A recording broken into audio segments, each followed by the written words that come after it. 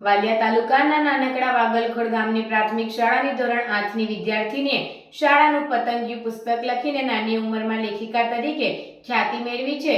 સામાન્ય પરિવારની આદિવાસી દીકરી અર્ચના વસાવાએ શાળામાંથી સરકારના નિપુણ ભારત અંતર્ગત શાળા ગૃહ, તાલુકા અને ઝોન કક્ષાએ વાર્તા નિર્માણ તેમજ વાર્તા કથનની સ્પર્ધામાં રાજ્ય કક્ષાએ શિલ્ડ મેળવી શાળાનું નામ રોશન કર્યું છે.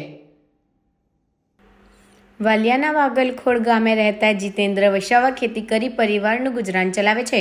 તેઓની દીકરી અર્ચના વસાવા ગામની સરકારી પ્રાથમિક શાળામાં ધોરણ 1થી અભ્યાસ કરી રહી છે. હાલ તે ધોરણ 8માં અભ્યાસ કરી રહી છે. અર્ચના વસાવાને નાનપણથી વાંચન અને લેખનમાં રુચિ હતી.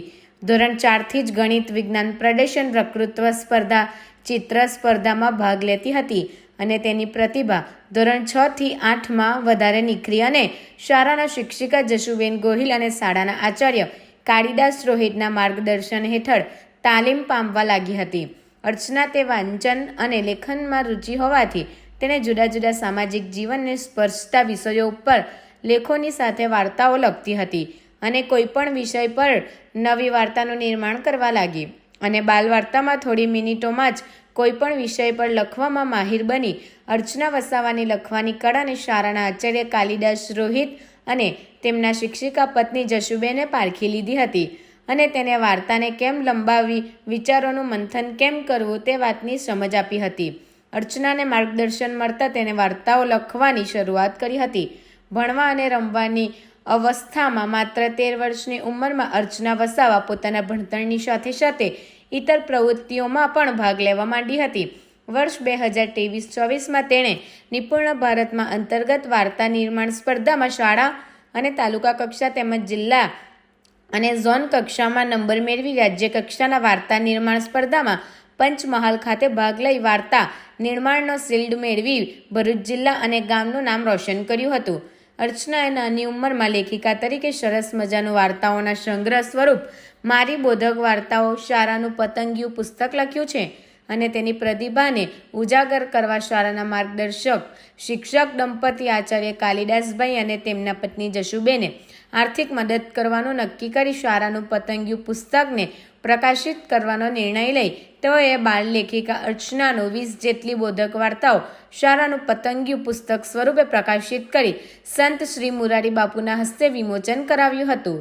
આ પુસ્તકમાં બધી જ વાર્તાઓ ખૂબ જ પ્રેરણાદાયી છે અને ઘણી વાર્તાઓમાં બાળકોની સાથે સમાજને પણ ઉપયોગી થઈ શકે છે.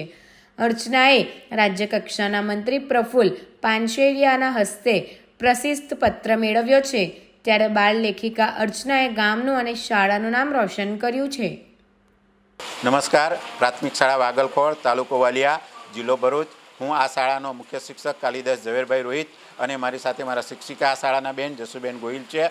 અમે આ શાળામાં 28 વર્ષથી નોકરી કરીએ છીએ. આ અમારી સરકારી શાળા છે. અમે વિવિધ ક્ષેત્રોમાં આ શાળાને દિલ્હી લેવલ, રાજ્ય લેવલ અનેક સ્પર્ધાઓમાં લઈ ગયા છે. ત્યારે ગત વર્ષે એક સરકારની યોજના હતી કે ભાઈ વિદ્યા મિશન અંતર્ગત અમે આ વાર્તા લેખન સ્પર્ધા હતી. એ વાર્તા નિર્માણ સ્પર્ધાની અંદર અમે આ દીકરીની અંદર સૌપ્રથમ શાળામાં વાર્તા લેખન થયું, પછી ગ્રુપમાં થયું, પછી તાલુકામાં થયું, પછી જિલ્લામાં થયું અને ઝોન કક્ષાએ જ્યારે દીકરીએ વાર્તા 20 મિનિટની અંદર બનાવી અને ઝોન કક્ષામાં આ દીકરીનો પ્રથમ નંબર આવ્યો અને આ અર્ચનાબેન જીતેન્દ્રભાઈ વસાવા જ્યારે વાર્તા નિર્માણ સ્પર્ધાની અંદર ડાયટ પંચમહાલ ખાતે એની પોતાની વાર્તા નિર્માણમાં ભાગ લીધો અને રાજ્ય લેવલનું શિલ્ડ મેળવી અને એણે વિવિધ વિષયો પર વાર્તા લખી. એમાં એક શાળાનું પતંગિયું નામની એણે વાર્તા લખી છે. એ વાર્તાની અંદર એ દીકરીએ એવું લખ્યું છે કે એને પતંગિયા સાથે દોસ્તી થાય છે અને જ્યારે શાળાએ જાય છે ત્યારે એના પપ્પા એ બાગની અંદર દવા છાંટે છે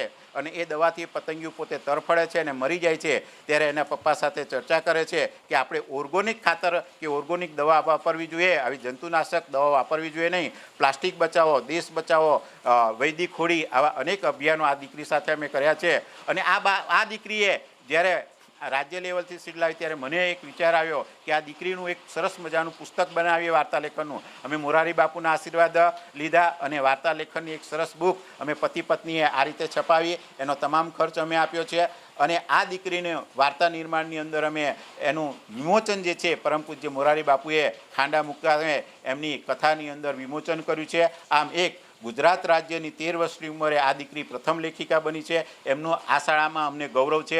અમારી શાળાની અમારી દીકરી 13 વર્ષની ઉંમરે લેખિકા બની એ બદલ અમારી દીકરીની જે ટેલેન્ટ છે એને પણ હું એના માતા પિતાને ધન્યવાદ આપું છું, શાળાના શિક્ષકોને ધન્યવાદ આપું છું. જય હિન્દ, જય ભારત, જય જય ગરવી ગુજરાત. નમસ્કાર, હું વસાવા રચનાબેન જીતેન્દ્રભાઈ.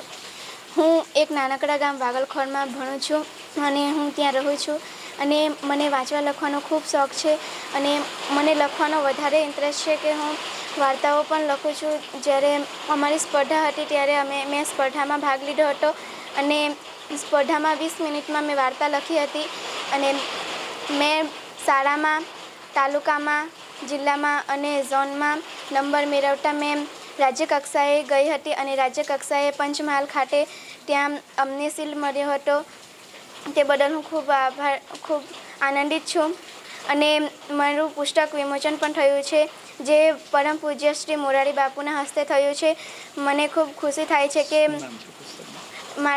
મારી પુસ્તકનું નામ શાળાનું પતંગિયું છે. મારી બોધક વાર્તાઓ, જેમાં મારી વાર્તાઓ એવી છે કે પતંગિયાને લગતી છે કે પતંગિયું હવે જોવા મળતા નથી અને વૃક્ષોના અંદર આ જીવ છે પરંતુ લોકો વૃક્ષોને કાપી નાખે છે, એને પૈસા માટે ઉપયોગ કરે છે. પછી વેડીખોરીને માટે પણ મેં વાર્તા લખી છે. એ રીતે મને માર્ગદર્શન આપનાર સાહેબ શ્રી કાળીદાસ રોહિત અને જશોદાબેન ગોહિલ, એમના થકી હું વાર્તા નિર્માણ કર્યું છે. મારી પુસ્તક શાળાનું પતંગિયું. જય હિન્દ, જય ભારત.